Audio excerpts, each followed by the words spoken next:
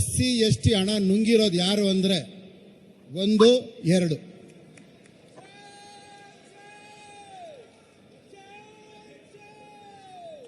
SC ST ಹಣನ ನುಂಗಿ ಅದನ್ನ ಬೇರೆ ಕೆಲಸಕ್ಕೆ ಕೊಟ್ಟಂತವ್ರು ಇವರಿಬ್ರೆ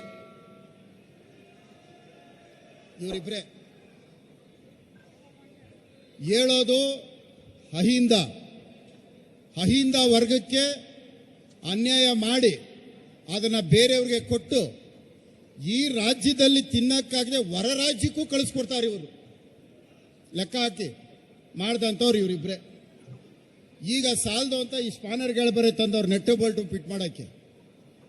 ಈ ನೆಟ್ಟು ಬೋಲ್ಟು ನಮಗಲ್ಲ, ಚಿತ್ರರಂಗಕ್ಕಲ್ಲ, ಲುಲ್ಲು ಮಾಲ್ಗೆ, ನಿಮ್ಮ ಮಾಲ್ಗಳಿಗೆ ಅಲ್ಲಿ ತಗೊಂಡೋಗಿ ಅಲ್ಲಿ ಯಾರ್ಯಾರು ಹಣ ದೋಚ್ತಾ ಇದಾರೆ ಅವ್ರು ನೆಟ್ಟು ಬೋಲ್ಟ್ ಟೈಟ್ ಮಾಡಬೇಕು. ಇಲ್ಲಿ ನಮ್ಮ ಚಿತ್ರರಂಗಕ್ಕೆ ನೆಟ್ಟು ಬೋಲ್ಟ್ ಎಲ್ಲ ಟೈಟ್ ಮಾಡಬೇಕಾಗಿರೋದು. ಈ ತಟ್ಟೆ ನಿಮಗೆ ಇದ್ರನ್ನಾದ್ರೂ ಇಟ್ಟವ್ರೆ SC STಗಳಿಗೆ ಕೊನೆಗೆ. ಇದ್ರನ್ನೂ ಕಿತ್ಕೊಂಡ್ಬಿಡೋಂಥ ದಿನಗಳೇನು ತುಂಬ ದೂರ ಇಲ್ಲ, ಅದ್ರನ್ನೂ ಮಾಡ್ತಾರೆ.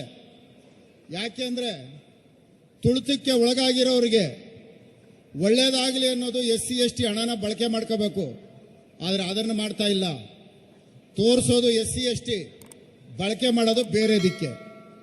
ದಯವಿಟ್ಟು ನಿಮ್ಮಿಬ್ಬರಿಗೂ ಒಂದು ಮಾತು ಹೇಳ್ತೀನಿ, ಕೈ ಮುಗ್ದು, ಎಲ್ಲತ್ರಲ್ಲೂ ತಿಂತಾ ಇದ್ದೀರಾ. ನಿಮ್ಮನ್ನು ಬಿಡಿ, ನಿಮ್ಮ ಬಗ್ಗೆ ನಾನು ಮಾತಾಡಲ್ಲ.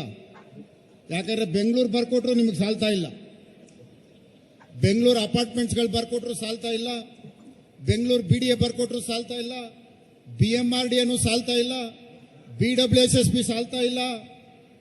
ಅಪಾರ್ಟ್ಮೆಂಟ್ಸ್ಗಳವರಂತೂ ಓಡೋಗ್ಬಿಡ್ತಾವ್ರು ಅಡಿಗೆ ₹100 ಕೊಡೋಕ್ಕಾಗದೆ. ಇನ್ನು ಎಷ್ಟು ಬೇಕು ನಿಮಗೆ? ಮಾಲ್ಗಳು ಸಾಲ್ತಾ ಇಲ್ಲ, ಭೂಮಿಗಳು ಸಾಲ್ತಾ ಇಲ್ಲ. ಇನ್ನೇನಕ್ಕೆ ಬೇಕು ಇಷ್ಟೊಂದು ದುಡ್ಡು ಸಂಪಾದನೆ? ಏನು ಬರ್ಕೊಂಡಿದ್ದೀರಿ ನೀವು? ಇದು ನಾನು ಕಮಿಷನ್ ಕುಮಾರ್ ಅಂತ ಬರ್ಕೊಂಡಿದ್ದೀನಿ. ಕಮಿಷನ್ ಅಲ್ಲಿ ನಾನು ರಾಜಕುಮಾರ್ ಅಂತ ಬರ್ಕೊಳ್ರಿ. ಏನು ಬರ್ಕೋಬೇಕು?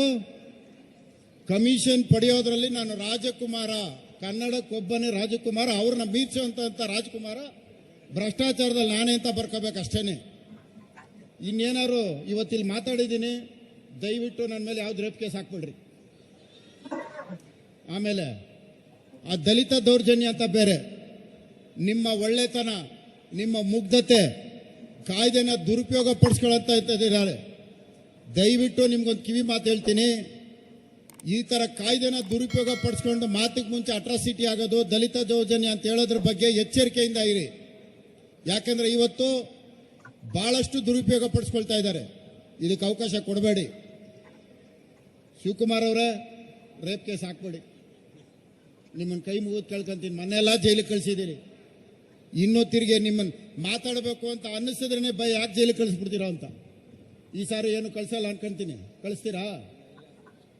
ನೀವು ನೋಡಿದ್ರೆ ನಿಮ್ಮ ನೋಟನೇ ಭಯ ನನಗೆ.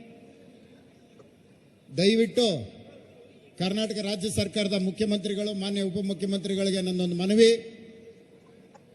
SC ST ಹಣನ ದುರುಪಯೋಗ ಪಡಿಸ್ಕೊಂಡ್ರೆ, ಆ ಸಮಾಜಕ್ಕೆ ದ್ರೋಹ ಮಾಡಿದ್ರೆ, ಯಮಲೋಕದಲ್ಲಿ ಎಣ್ಣೆಯಲ್ಲಿ ಹಾಕ್ಸ್ಬಿಟ್ರು ಪಾಪ ಹೋಗಲ್ಲ ನಿಮಗೆ. ಬಿಟ್ಬಿಡಿ, ಅವ್ರನ್ನ ತೊಂದರೆ ಮಾಡಬೇಡ್ರಿ. ಅವ್ರ ಅಭಿವೃದ್ಧಿಗೆ ಇಟ್ಟಿರೋಣ ಅವ್ರಿಗೆ ಕೊಡಿ. ಅದನ್ನ ಇಟ್ಕೊಂಡು ಯಾಕೆ ಬೇರೆದಕ್ಕೆ ಬಳಕೆ ಮಾಡ್ಕೊಂತೀರಿ? ಗ್ಯಾರಂಟಿ ಹೆಸರಲ್ಲಿ ಸರ್ಕಾರ ನಡೆಸಕ್ಕೆ ಆಗ್ತಾ ಇಲ್ಲ. ಬೆಂಗಳೂರಲ್ಲಿ ಗುಂಡಿ ಮುಚ್ಚಕ್ಕೆ ಆಗ್ತಾ ಇಲ್ಲ.